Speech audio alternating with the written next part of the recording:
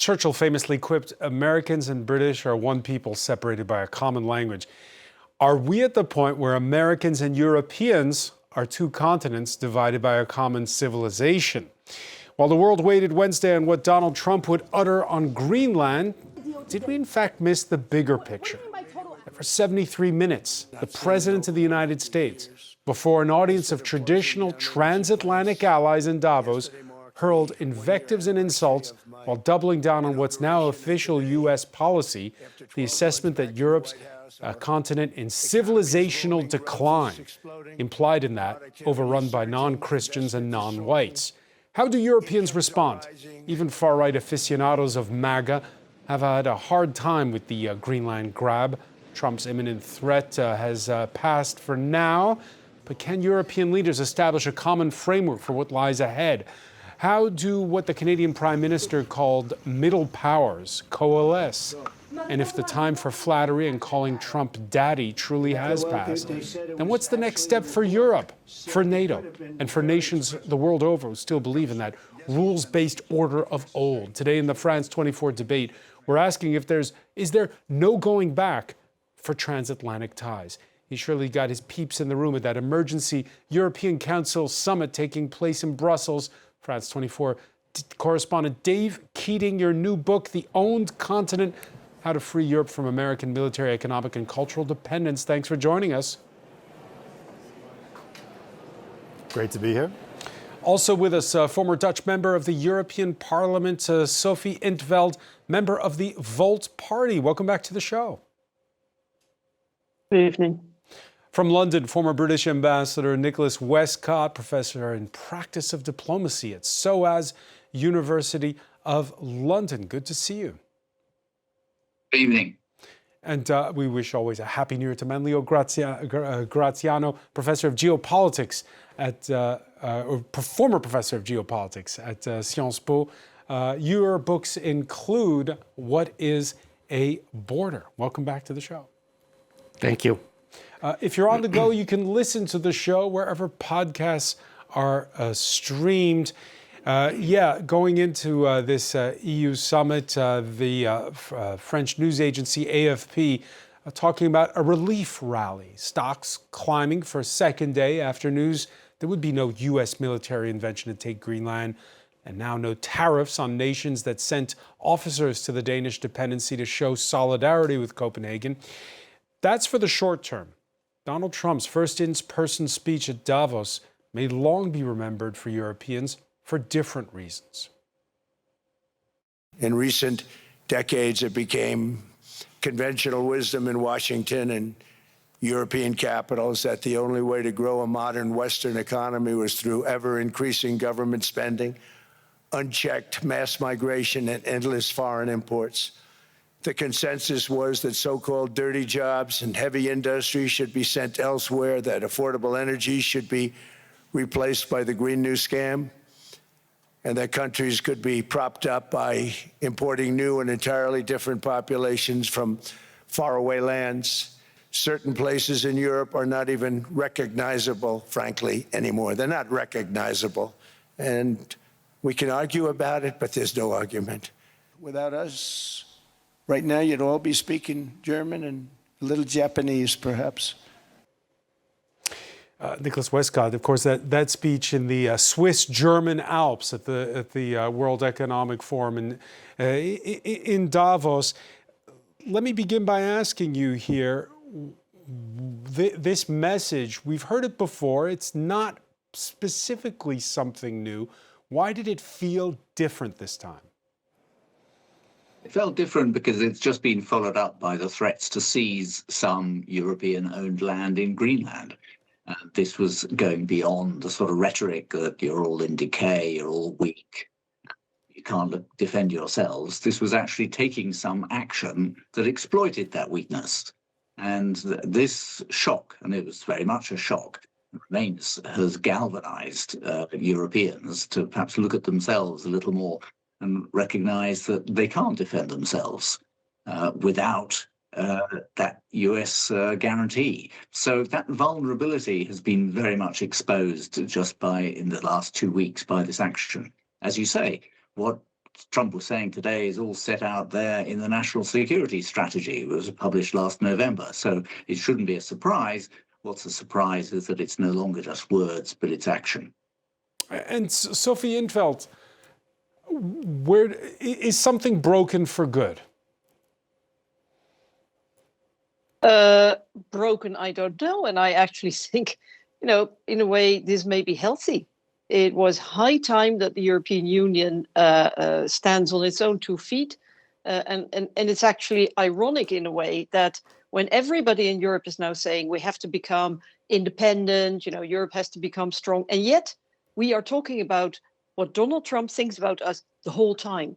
It is time that we stop reacting, that we are just reacting to his agenda and him setting the pace. It is time that the European Union sets its own agenda, that we have a plan, that we are not reacting, but that we are proactive. We have our own strategy. And if this little rift is what it takes, is this going to be over once Trump is out of office? I don't think so. I think this is going to last much longer, but I do think it is salutary for Europe in the long run.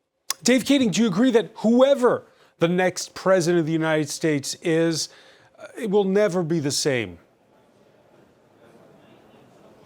Yeah, I completely agree with Sophie there. Here in Europe, I'm constantly hearing from Europeans, oh, I can't wait till the midterms. I can't wait till the next election. They're just kind of waiting for the Americans to elect them a new daddy. But the problem is not Donald Trump.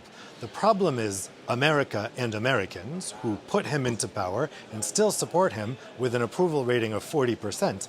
And the problem is also Europeans. It shouldn't matter so much to Europeans who is occupying the White House.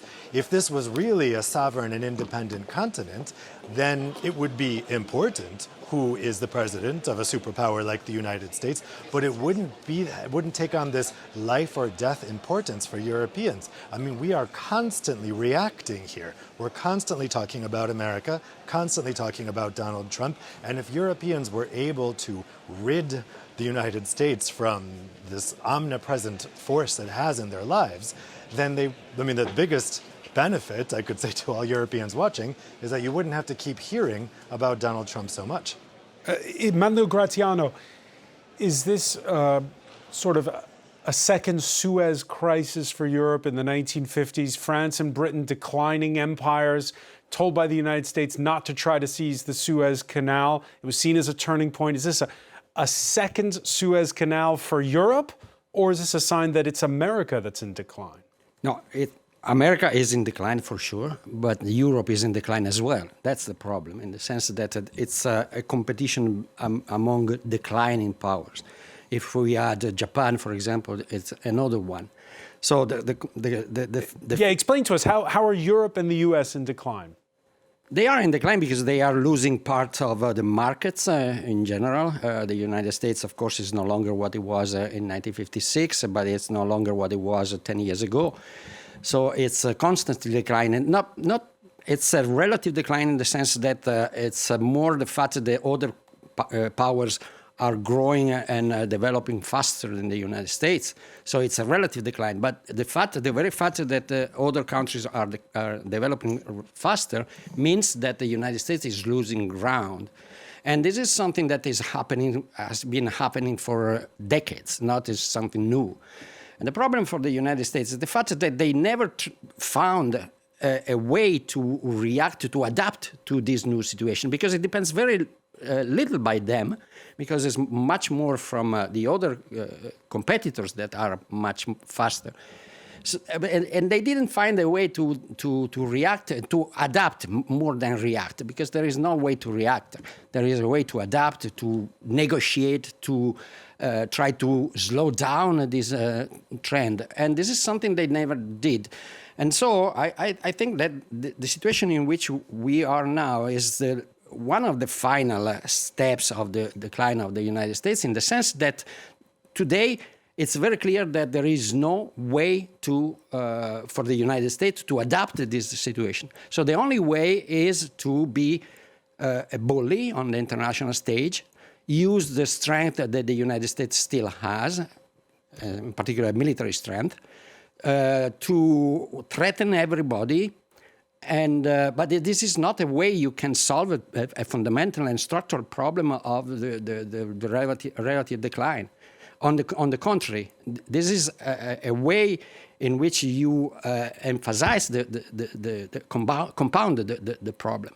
So the situation is very complicated for the United States first, and of course for the rest of the world, because the rest of the world still depends on the United States, because still the United States is the major military power, the major economic power, the major political power. And it's evident because we are always every day looking at the United States, what the president of the United States is saying, and our agenda is modified every day. Today we are talking about something that we couldn't talk about. We couldn't talk yesterday because yesterday was another agenda. Then Donald Trump. It's been a Trump week, by the way. We talked about Davos. We talked about It's always Greenland. a Trump week. I since the 20th of January 2025, every day we are talking with the news, because every day there is something new. Yesterday there was this board for Gaza out of nowhere, with added to the discussion, and so even Europeans that meet today have to discuss this new idea of the border of Gaza. But who put the border of Gaza on the table? The same man. All right, so he certainly owns the news cycle. Dave Keating, do you agree that America is in decline? Yes, I would certainly agree with that, although I think Europe is in a far steeper decline than the US, and it started earlier. I would say, though, that it's not quite the case that the United States controls the whole world, or the whole world is dependent. I mean, we've seen China, for instance, is not dependent on the United States. It is, at this point, really an equal superpower to the United States. They've developed their own apps, their own software, their own economic infrastructure. So they are not economically dependent on the US, not militarily dependent on the US, and very importantly, not culturally dependent on the US.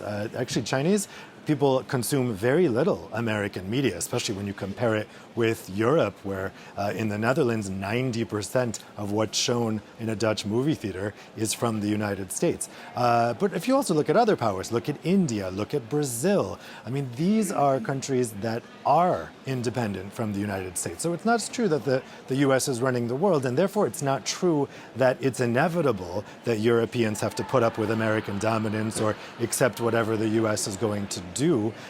The EU on its own has more people than the United States. It has a bigger economy than China, India, or Brazil. So what it's lacking compared to those other three countries is simply self-confidence, and you could also say self-respect. Self-confidence and self-respect, Sophie in 't Veld? Yes, absolutely. Dave's absolutely right. But I think what we're also missing is a European government with its own European strategy, its own European plan, and a mandate from the voters. Because we're always talking about the European leaders. There are no European leaders. They're only national leaders.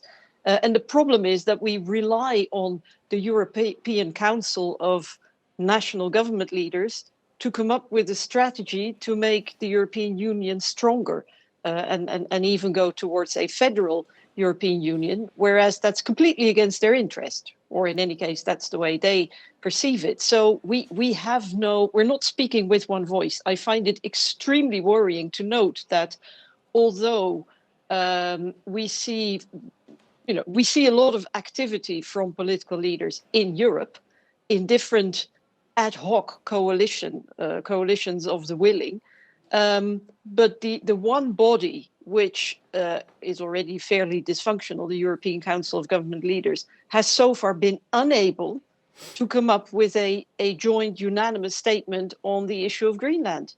And that means that the whole EU system is broken.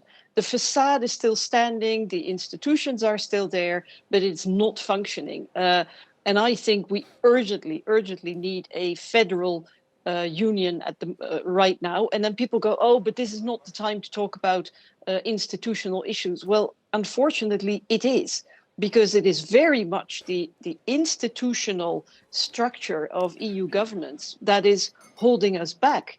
If Europe were to speak with one voice today, if we could decide quickly on things like, advancing the internal market, the energy market, having a truly common European defense, as Dave Keating said earlier, the European Union is far bigger than the United States. It's far bigger than Russia and richer than Russia. We have infinitely more economic potential, but because we cling to this 19th century notion of the nation state, we are weak. So we have to overcome this. We do need reform, and we need it yesterday rather than today. There is a nation state that's just across the North Sea from where you are, Sophia Infeld. I'm talking about the UK, Nicholas Westcott.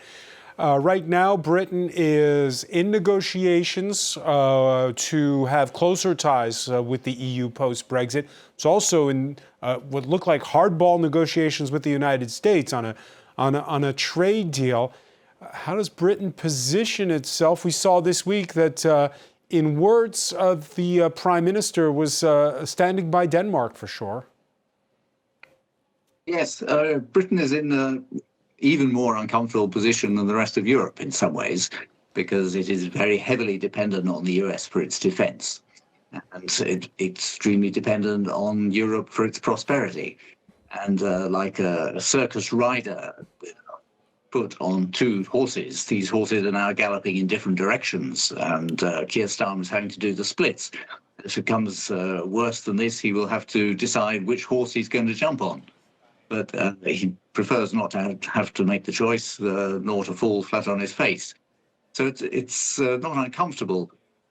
One of the problems with Trump's criticism, a lot of it is wildly off-beam, but some of it is true. Europe is quite divided. As Sophie was saying, the Draghi report has pointed out we don't have a proper internal market. We don't have any big IT companies because there's not that capital available to invest in a market that will support it. So that makes us very dependent on Microsoft, on Google, Nvidia, and the rest. We are vulnerable in that way, and only by integrating more effectively, and that would include the UK, can we build industries that are going to be competitive and a defence that is effective. And all part of the problem when Trump says we're weak is that all the governments in Europe have a huge pressure from their populations to deliver more in terms of basic services, health, education, cost of living. And the last thing the population is asking for is to divert any extra money to defence. But the leaders know, unless they do that, we're going to be more vulnerable and more liable to be picked apart. And this is exactly what Mr. Putin wants to do. It's exactly what Mr. Trump wants to do, because he said so. He wants a divided Europe cut up into lots of little nations, which will then be dependent on US business, and Chinese also.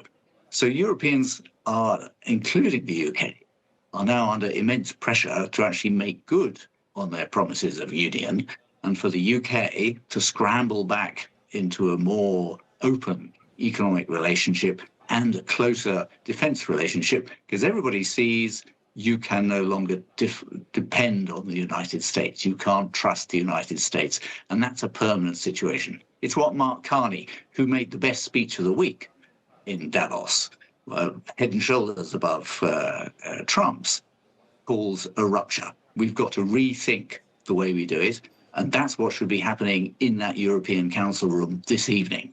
People actually facing up to the fact that the world has changed, we've got to change with it, and we've got to change a lot faster than the EU is used to. We can't have a full defence by 2035. We need it in the next year or two. Yeah, we saw this week that open row between NATO allies over Greenland, another precinct heard from the former proprietors until 1867 of Alaska. Over in Moscow, they have opinions.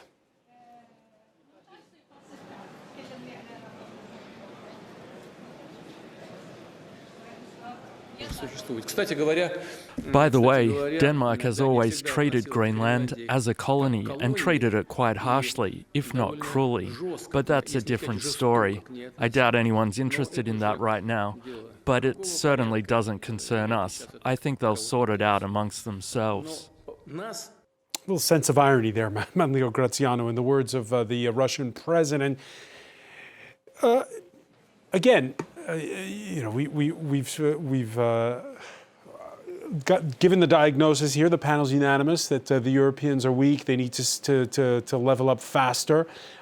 With the what's going on in the United States, with Russia pounding Ukraine, is this a turning point? This emergency summit that could have been scrapped, as Dave Keating was telling us earlier, but was not.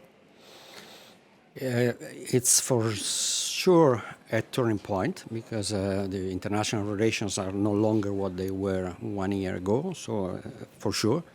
The fact that, first of all, I would like to tell that before probably I didn't express myself very well because I didn't say that the United States is ruling the world. I just said that the United States is the most powerful country that exists. That's it. And China depends in part on the United States because they have a lot of exports to the United States. So if the United States closes the borders to Chinese goods, it's a problem for China as well. But speaking of the action and reaction, again, as I said before, I don't think that if you every day organize your agenda on what the United States or Donald Trump says, you don't go anywhere because the problem is a structural problem, as was said before. But it's a structural problem that cannot be solved. This is a delusion. The idea that the problem of division of Europe, which is pretty clear, everybody agrees, can be solved with an institutional change or reform. Because it's much deeper, the issue. The fact that if you wanted to have a united policy, a united foreign policy, a united defense, you needed to have a common interest. And today there is no common interest but in let me ask you Europe. this, okay, because in your native Italy, the prime minister, she stood against Donald Trump's bellicose language on Greenland. She eased off joining this board of peace that we talked about earlier for the time being. Even the far right is siding against the United States on this one. Yeah, this is another problem that many observers have, that they consider that it can exist such a thing as an international of nationalists, which is an oxymoron. Cannot be. I mean, if you are nationalist, you cannot be internationalist. But is there a moment here for European unity? I'm thinking, okay, just finishing with the far right and Meloni, because I think that the far right, European far right start thinking that the model of far right presented by the United States is a huge problem for them. Because if voters see, this is the far right in power, they risk losing elections in the future. So I understand that Meloni is a good politician, much better than many other far-right politicians in Europe, and probably she understands that it's not a good thing to stand always with Donald Trump. But what I was saying about Europe and the fact that European countries lack common interest, it's pretty evident because Europe can be united only if France and Germany get along. That's, for me, it's pretty clear. One day probably I have more time to explain that. Let's take it as an axiom. But today we have France, which is against Mercosur, and Germany, which is for Mercosur. If you have in the same group a country which is protectionist and a country which is a free marketer, you cannot be united. You cannot have a common interest. You cannot have a common policy, common foreign policy, a common defense. This is the problem of Europe, the structural problem. Cannot be only question of institutions.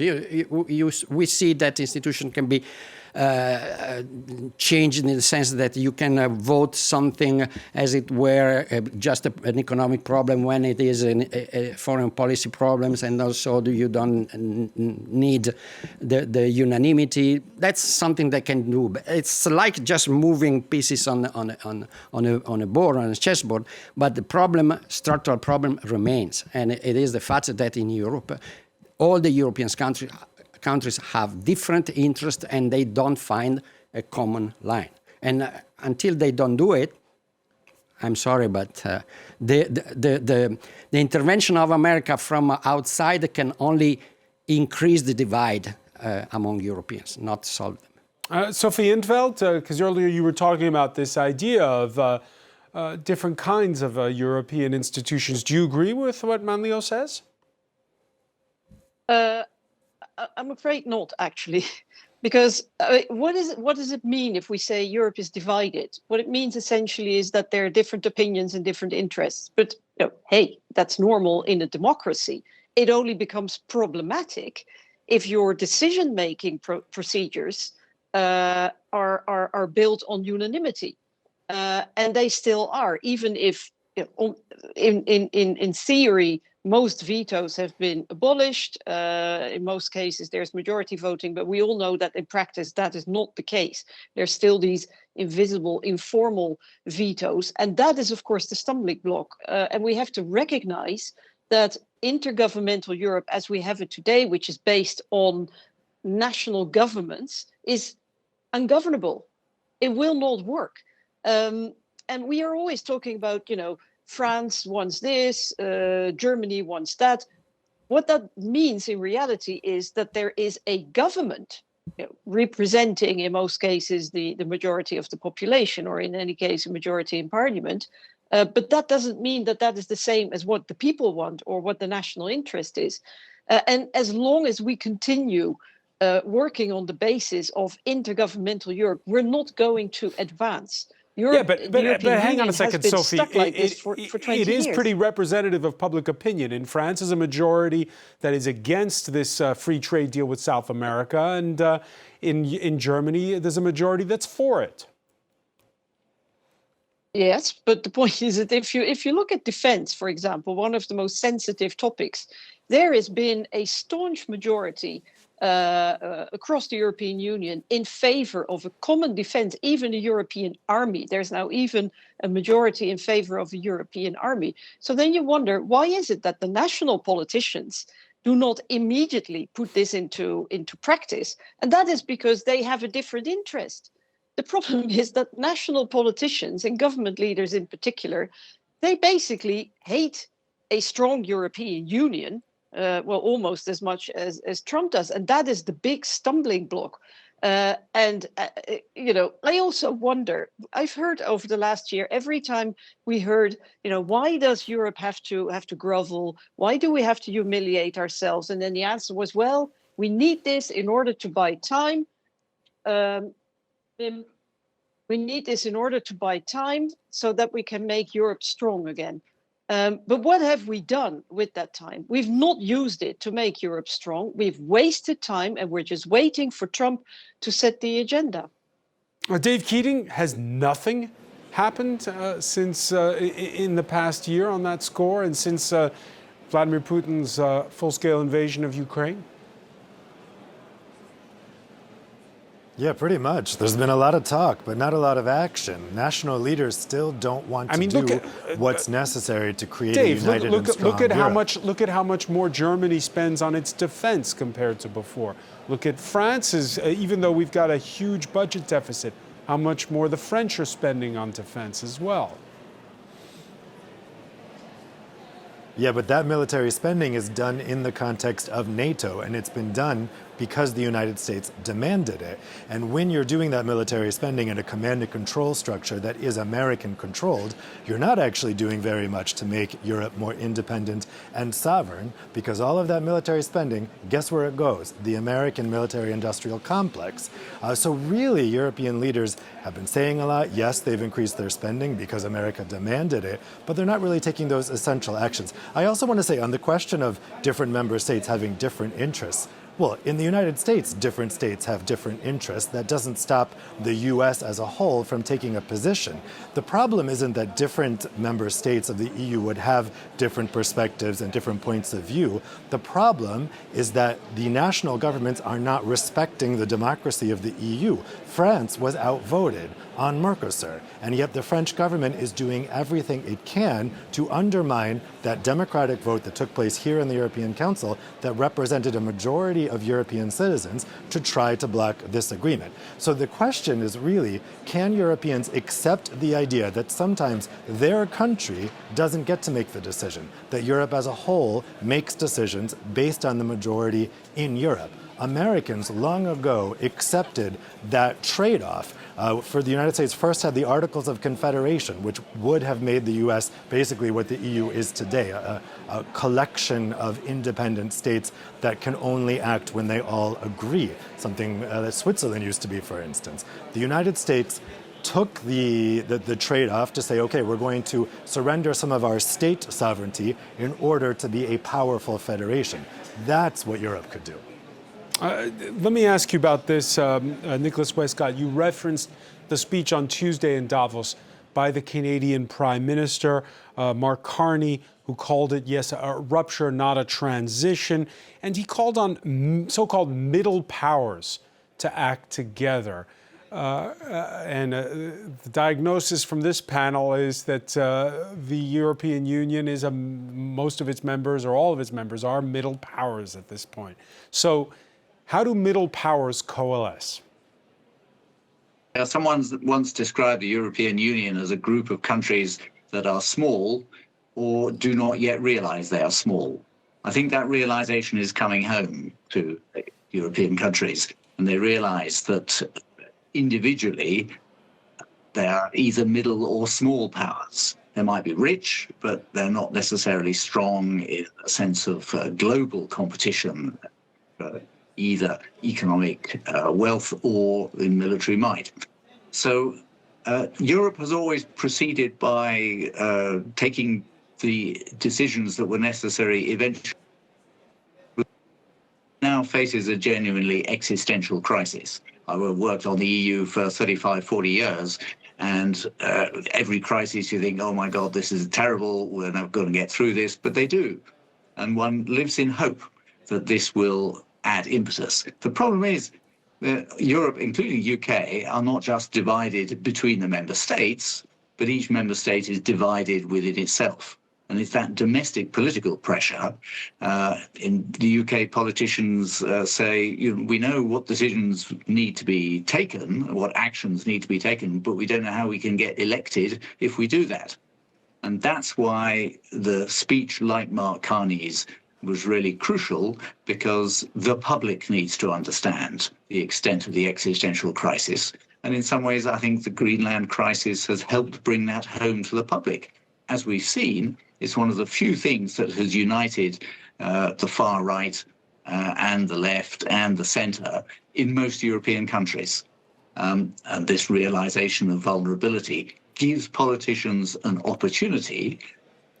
The more you formally integrate, the greater the risk of a reaction against that. This is what happened in the UK. Even though we had a very loose relationship in some ways as a member of the EU, still people were able to exploit that by blaming everything that's gone wrong on the EU. And we see this in other European countries as well. So there's a balance to be got, and the kind of balance that they finally found in the US Constitution and that the EU has found through the principle of subsidiarity. So I don't think we need huge institutional reform, but we do need significant political reform for people to understand the challenge that we face. And that's true here in the UK as well. There's a reluctance, for example, to reopen the debate on Brexit, because people think, oh, it's all bad blood, it's too difficult. But sorry, it's necessary. We cannot continue floating about in mid-Atlantic attached to nobody in particular. But Dave Keating, you heard at the beginning of this conversation, Sophie Infeld, echoing what you just heard there from Nicholas, and that is that this is an opportunity, this Greenland crisis. So tell us a little bit about what's going on behind closed doors on that score. Is it just about preparing some kind of a big bazooka countermeasure if Donald Trump threatens with tariffs again? Or is it broader? Is it about fundamental reform? Yeah, it's turned broader. This is a weird one, this summit, because it was, of course, called on Sunday as an emergency summit to deal with Trump's tariff threats. But then the night before the summit, he calls off the tariff threat. So there was a big question. All the journalists here in Brussels last night were trying to figure out, is this summit still happening? We got the answer this morning, yes, it's still on. Okay, then what are they going to talk about? The answer we're getting from the council is, now we can take a breather and have a relaxed discussion about the future of transatlantic relations. They're really downplaying the idea that anything is going to be decided tonight, but there are two things that can be decided tonight. They can decide to ask the Commission to start preparing the anti-coercion instrument to use against the United States if Donald Trump goes ahead with more retaliatory tariffs. It's only a preparation. They wouldn't be triggering it, but they're still afraid to do that. Meloni, a lot of the Eastern EU countries, and I think Friedrich Merz of Germany don't want to ask the Commission to start preparing that because they're afraid it will provoke Donald Trump and then he'll go back on what he said about taking away the tariffs. The other thing they may decide here tonight is to have some kind of unified position on whether to join Trump's so-called Board of Peace. We've already had a couple Eastern EU countries join this, notably Viktor Orban's Hungary, but not a single Western European country has joined. And my understanding over the past days is they were waiting for this discussion tonight to see if they can have some kind of unified EU position on that. What unified in the EU means these days is everyone except Hungary and Slovakia. So we'll find out tonight if those two pieces of progress, those two actual pieces of news can actually happen here tonight. But I have to say, on the council side, they're really downplaying this summit tonight actually yielding anything. They're billing this as a grand discussion. Let's listen to some of the language going into this summit. The French president, due to an eye infection, still sporting those aviator sunglasses that you saw him don in Davos. I am pleased that we started the week with a kind of escalation threats of invasion and tariff threats, and we have returned to a situation that seems more acceptable to me, even if we remain vigilant. So the conclusion to be drawn is that when Europe reacts in a united manner, using the instruments at its disposal, and when it is threatened, it can command respect. It's a very good thing. Manuel Graziano, your thoughts on the language that Emmanuel Macron said? Look, we showed that when we stand together, we can do something, sort of a message of unity. Yeah, I mean, I've been hearing messages of unity forever, so I'm not particularly moved for another one, and particularly now, because this idea that we can have this sigh of relief, it's a little bit premature, because tonight or tomorrow, Donald Trump can get out with something else, and we are again. We were talking before, we were talking at the beginning of this debate, we were talking about the difference between being reactive and proactive. And what it seems here that we are still and always reacting, waiting for us coming and trying at the last minute to have a position, which is not very efficient, also because sometimes you don't have a reaction. Because for me, this crisis started with the kidnapping of Nicolas Maduro. Not because of the kidnapping of Maduro, we don't care about him, but because the lack of reaction from Europe, from the West, from Carney himself, from the Japanese or South Korean. We heard condemnation from the French far-right leader, Marine Le Pen. We had also that, yeah, but I'm talking about the government. Who says she's no fan of Maduro, but that this isn't the way to go about things. Of course, we can also agree, only agree with that. But the problem is that the government didn't react. And Macron started reacting a few days after, saying that it's not the way to act, to behave. But this is the moment when everything started. Before we were talking, we spent weeks talking about what was going on in Venezuela. Then all of a sudden, problem solved. Maduro is kidnapped, is brought to justice in the United States. His vice president is in power. And we changed completely. We are started talking about Greenland. Why? Or Iceland, I don't know if they decided which one. But in any case, we started talking about something else. Because, again, they established the agenda, and why they did so, in my opinion, it's because they saw that Europe, Japan, Canada, South Korea, they didn't react. So they say, okay, they are weak. We can do whatever we want. And tomorrow, Donald Trump decided to annex Basilicata in Italy, and because it's totally absurd. And because he knows that the Europeans and the others are not able to react. This is not a way to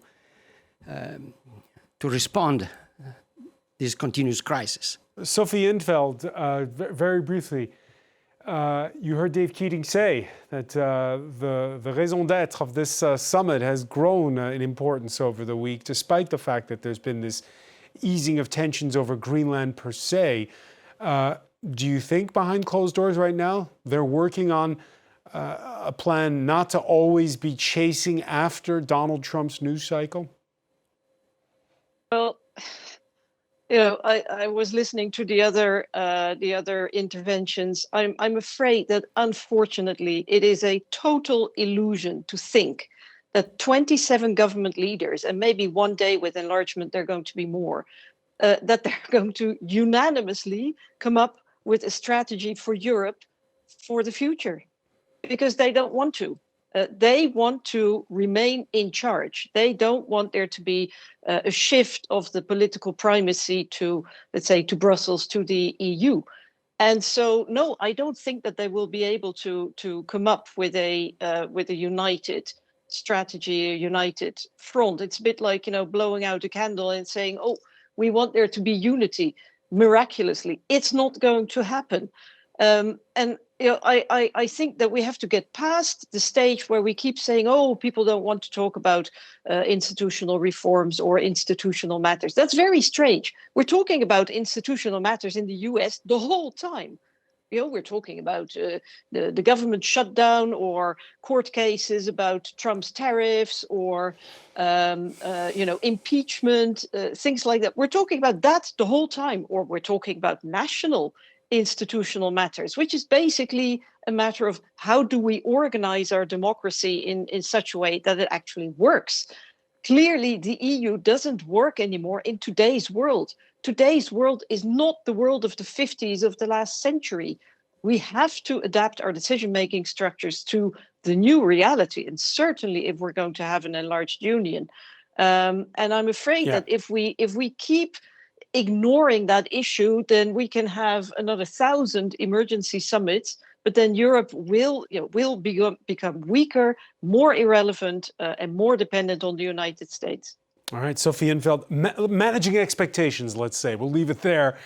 Many thanks for joining us from Brussels. I want to thank as well our correspondent Dave Keating following that summit.